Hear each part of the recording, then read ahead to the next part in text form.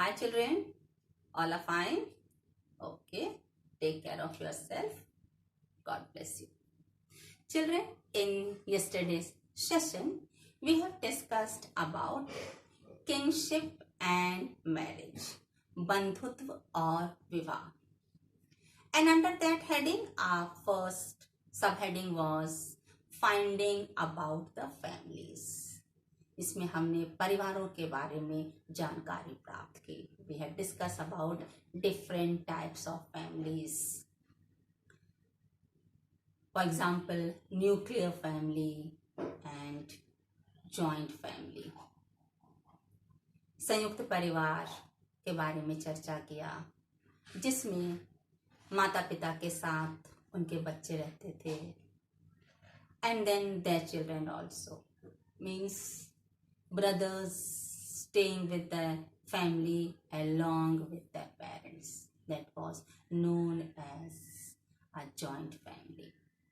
And then we have discussed about nuclear family, jahan only parents and children were staying. A single parent, father, mother, only single family, and their children.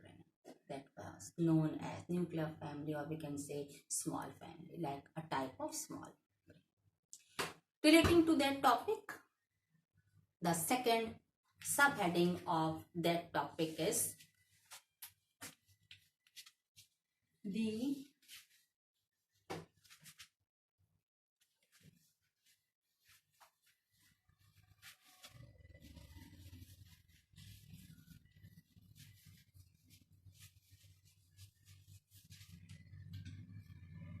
our next heading is the ideal of patrilineal, means पितृवंशिक व्यवस्था के आदर्श. First, you should know what is patrilineal. It is just like rule of succession. It is just like after the father, the eldest son gets all the rights. अर्थात पिता की मृत्यु के बाद उसका अधिकार, पिता के सारे अधिकार उसके ज्येष्ठ पुत्र के हाथों में चले जाते हैं, जिसे हम उत्तराधिकार के नियम के रूप में भी जानते हैं. So, children, Aryan's family, they followed the patrilineal system. And according to that, the eldest son used to be the head of the family, and he was known as गृहपति और कुलपति. जो परिवार का ज्येष्ठ पुत्र होता था, वह परिवार की सारी जिम्मेदारियां संभालता था और उसे गृहपति या कुलपति के नाम से जाना जाता था. And he was used to be the owner of the property also, and the people in the family, they used to obey him. परिवार में रहने वाले सभी लोग उसके बनाए गए नियमों को मानते थे. So same are today's topic, as we are discussing about the issues which we read in Mahabharata. Same will relate this by the story of Mahabharata, the greatest epic. We will relate this with the ideal of patrilineal. पितृवंशिक व्यवस्था के आधार पर हम महाभारत के विषय को आज इस topic के अंडर में डिस्कस करेंगे. See children, this Mahabharata, the epic, it is closely related between Mahabharata war and system of patrilineal. जो ये महाभारत का युद्ध था, वह पितृवंशिक व्यवस्था से संबंधित था. जैसा कि आप जानते हैं, you know that विचित्राचार्य, he was the ruler of Hastinapur. विचित्राचार्य Hastinapur के शासक थे. He had two sons, Dhritarashtra and Pandu. But Dhritarashtra was visually impaired, वे दृष्टिहीन थे. So Pandu succeeded as father. Pandu जो कि उनका छोटा पुत्र था, कनिष्ठ पुत्र था, वह विचित्राचार्य के बाद शासक बने. जिस समय पांडु शासक बने, उन लोगों के, उनके और धृतराष्ट्र के पुत्र अभी वयस्क नहीं थे, इसलिए शायद राजगद्दी का विवाद तुरंत आरंभ नहीं हुआ.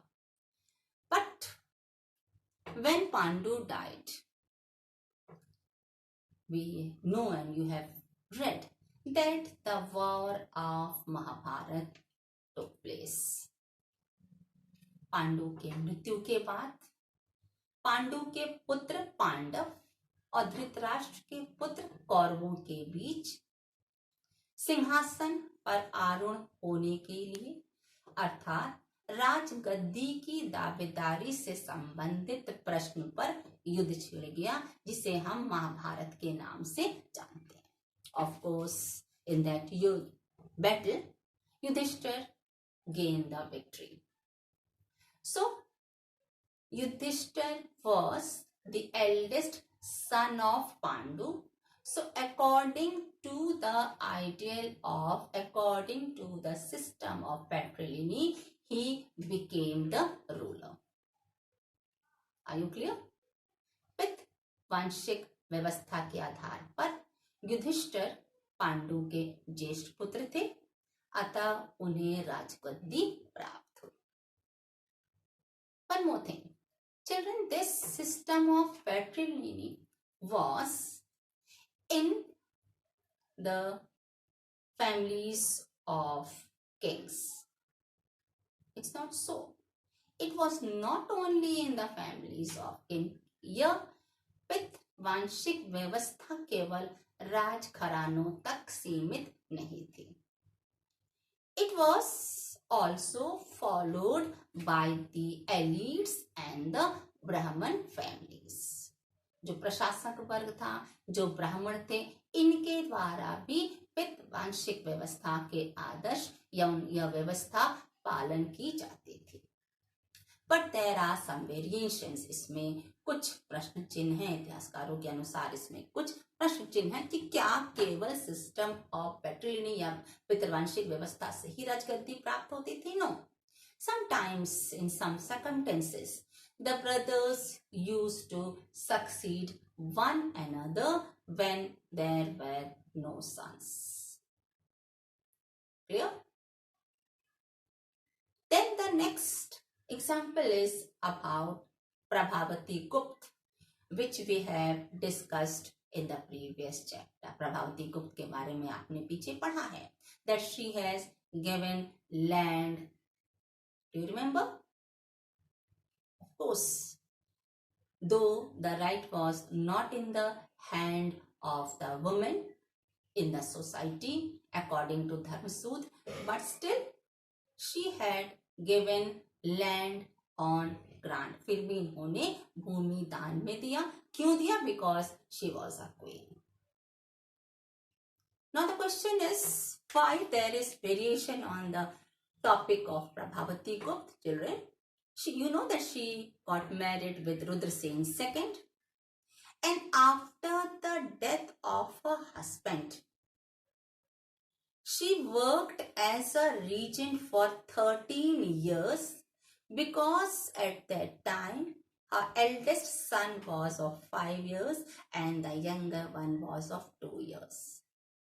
इन्होंने संरक्षिका के रूप में, अपने 2 पुत्रों की संरक्षिका के रूप में अपने पति रुद्रसेन द्वितीय के बाद 13 वर्षों तक कार्य किया, राजगद्दी का कार्यभार संभाला. क्योंकि उनके ज्येष्ठ पुत्र उस समय केवल 5 वर्ष के थे और उनके कनिष्ठ पुत्र, उनका छोटा पुत्र केवल 2 वर्ष का था.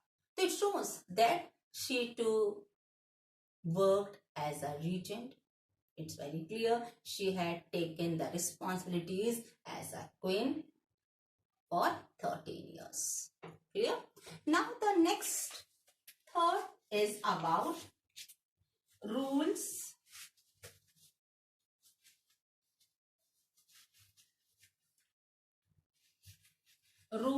for marriage.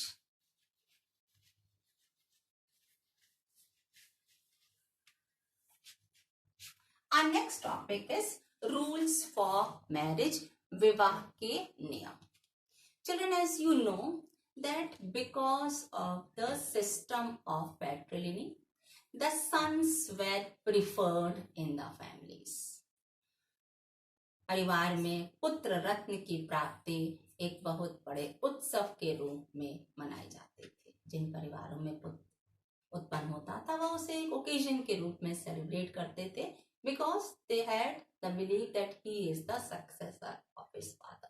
पिता की मृत्यु के बाद हमारा पुत्र ही हमारे वंश के नाम को आगे बढ़ाएगा और राजगद्दी संभालेगा, या फिर उनके द्वारा किए गए कार्य को आगे समृद्धि की ओर ले जाएगा। And there was no importance given to the girls. आपने पीछे भी पढ़ा है, अभी मैंने तुरंत बताया कि that the women they did not get such authority, such rights according to the Dharma Sutra. So we'll see now the different types of marriage. Marriage were of two types. The first is endogamy, endogamy, endogamy, antarvivah. It means that the marriage was done within a unit or gotra or kul or caste.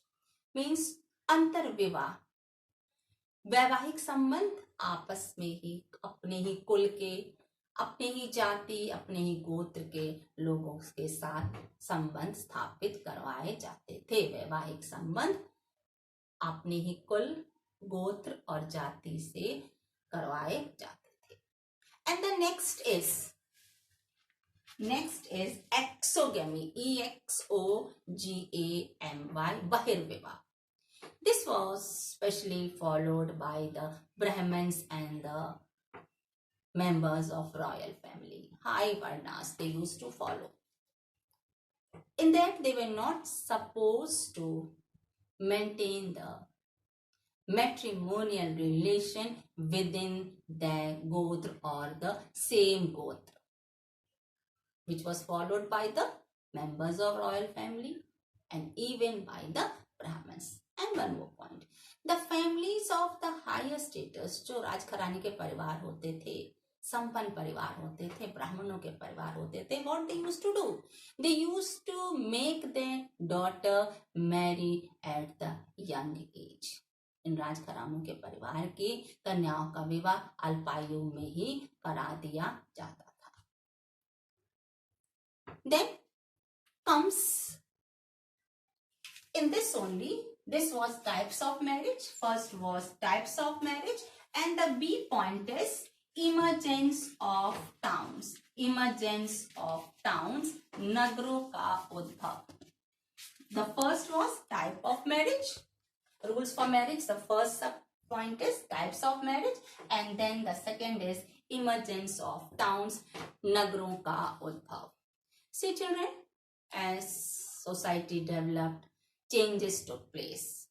Then the towns became the center of meeting, where the people used to meet each other in a big number, because they used to go to that certain place wherever the thing was in demand to sell their goods.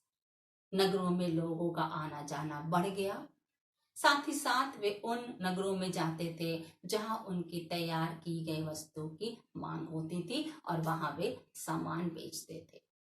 It means the relation between the people expanded. Now one question arose, एक प्रश्न लगा कि ऐसे development पर, विकास होने पर जो समाज में परिवर्तन देखे जा रहे हैं, क्या ऐसा तो नहीं यह परिवर्तन जो आज दिन प्रतिदिन बढ़ते जा रहे हैं, इससे पुराने रीति रिवाजों का लोप हो जाएगा? Is it that the early traditions will come to an end with the change of the society, developments taking place in the society? So what did the Brahmins do? They laid a code of social behavior. Brahmans इस बात के लिए उन्हें चिंता थी, क्योंकि Brahmans had the upper hand on the society. ब्राह्मण समाज के उच्च वर्ग के अंतर्गत आते थे।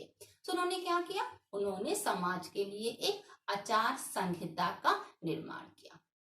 And in that it is said that the rules which were made according to the code was universal. जो नियम बनाए गए वह सार्वभौमिक थे, सभी से उम्मीद की जाती थी कि वह उन नियमों का पालन करें. But question is that the rules which were made, which were said as universal rules, was it possible to follow those rules? क्या जिन नियमों को कहा गया कि सार्वभौमिक है, सभी को इनका पालन करना चाहिए, तो क्या यह संभव था? ऐसे रिलीजियस डाइवर्सिटी वाले प्लेसेस पर जहां कई धर्म संप्रदाय के लोग रहते थे, क्या ब्राह्मणों द्वारा बनाए गए उन नियमों का वे पूरी इच्छा से, स्वेच्छा से पालन करते? ये एक बहुत बड़ा चिन्ह था, बहुत बड़ा प्रश्न चिन्ह था. That was a question. And second, according to the Dharma Sutras, there were 8 types of marriages in which the first 4 were followed in the society, but the last 4 were totally condemned. So about the names of the 8 types of marriages, while giving you the assignment, I'll make you write. Are you clear now? Now the next topic is, our fourth topic is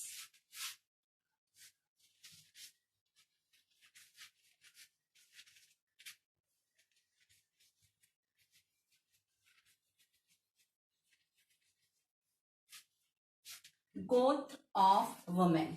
स्त्रियों का गोत्र. हमारा विषय है स्त्रियों का गोत्र, गोत्र of women.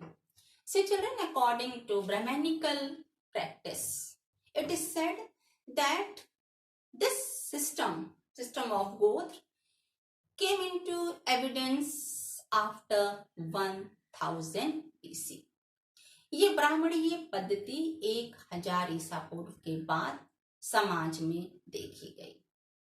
And under that, each gotra name was given after Vedic seer. Means जो भी परिवार थे उनके ये वैदिक ऋषियों के नाम से उनके गोत्र का परिचय दिया जाता था. For example, as now we follow. First name is our name and second is our surname. The family which we belong to. Now we call it as surname, but at that time it was known mainly as gotra. So there were rules according to this. Rules were made regarding gotra. इसके लिए नियम बनाए थे. 2 महत्वपूर्ण नियम बनाए गए थे. In which the first was, after the wedding, after the marriage, the woman was expected to take the name of her husband. She was supposed to give up her father's gotra. विवाह के बाद स्त्रियों को अपने पति के गोत्र से परिचित होना पड़ता था. उनका परिचय अपने पति के गोत्र से होता था और पिता का गोत्र से उनके नाम के साथ कोई संबंध नहीं था. आज भी आप देखती हैं, 100% तो नहीं कह सकते, लेकिन आज यह प्रथा प्रचलन में है. विवाह के बाद स्त्रियां अपने हस्बैंड के सरनेम से जाने जाती हैं. The second is that people of the royal families, the rulers, especially the rulers, they were not supposed to marry in the same gotra.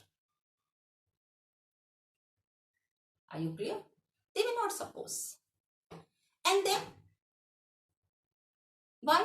Because just now we have read that the rulers, the elite families, what did they follow? उन्होंने क्या पालन किया गोत्र के संबंध में, विवाह के नियम के संबंध में? अंतर विवाह फॉलो किया नहीं, बहुर विवाह फॉलो किया. बाहर के गोत्र से, अपने कुल, अपने गोत्र से हटकर बाहर जाकर आपस में ही उनके संबंध स्थापित नहीं होते थे. So they were not supposed to maintain matrimonial relation in their own gotra. Now also many of us, we follow the same system. Now again there is a question. Was it possible that each and everyone was following this rules, the two rules which were according to the गोत्र? क्या इन नियमों का, गोत्र से संबंधित नियमों का पालन कराया गया? इतिहासकारों ने एक उदाहरण दिया. They have given the example of Satavahana rulers. Satavahana वंश के शासकों का उदाहरण इस टॉपिक से संबंधित है. You know that the Satvahan rulers, they followed the system of polygamy. वे बहुविवाह करते थे. राजा कई पत्नियां रखते थे. And then we have got two examples. The first is that it is found from the Gotra of Satvahan kings, princes, that they derived Gautami and Vashisht Gotra, which was their father's group. गोत्र, जो कि सातवाहन राजा बहुविवाह को मानते थे, कई पत्नियां रखते थे. तो इतिहासकारों को ऐसे साक्ष्य मिले जहां उनकी पत्नियों का नाम वशिष्ठ और गौतमी से परिचित कराया गया था, जो उनके राजाओं का नहीं, उनके पति का नहीं, बल्कि उनके पिता के गोत्र से था. And the second, it is said that the kings, they got married in the same गोत्र. उन्होंने अपने ही गोत्र में विवाह किया क्योंकि वह बहुविवाह का पालन करते थे.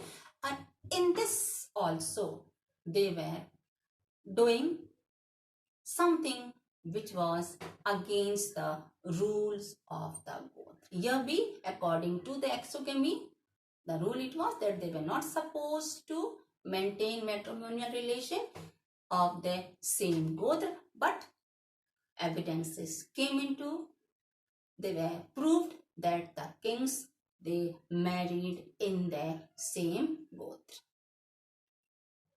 So I hope this point is also clear. The next point is where mothers important. Our fifth point is where mothers important. क्या माताएं महत्वपूर्ण थी? अभी तक हमने क्या पढ़ा? पितृवंशिक व्यवस्था के बारे में पढ़ा. हमने क्या पढ़ा? पितृवंशिक व्यवस्था, where rule of succession was followed. And in this topic we'll see that the Satvahan rulers, what did they do?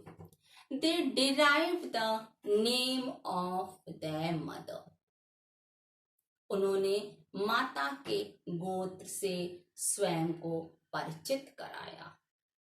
And according to the Upanishad, you must be knowing Brihadaranyaka Upanishad, which was the earliest Upanishad.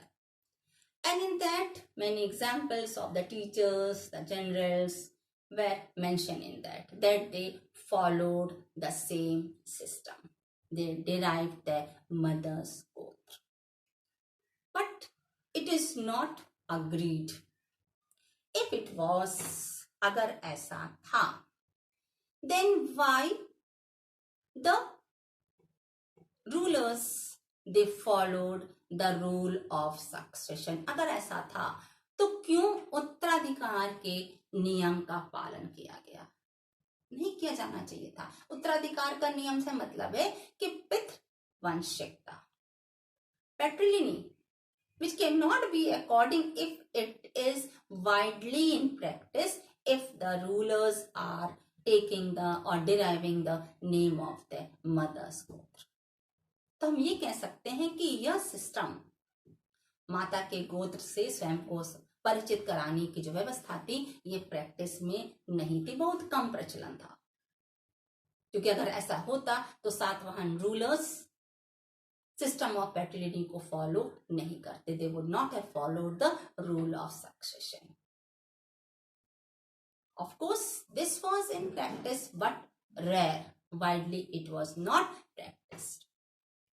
So the question that the rulers, they derived the name of their mothers gotra, is correct, but it was not in practice.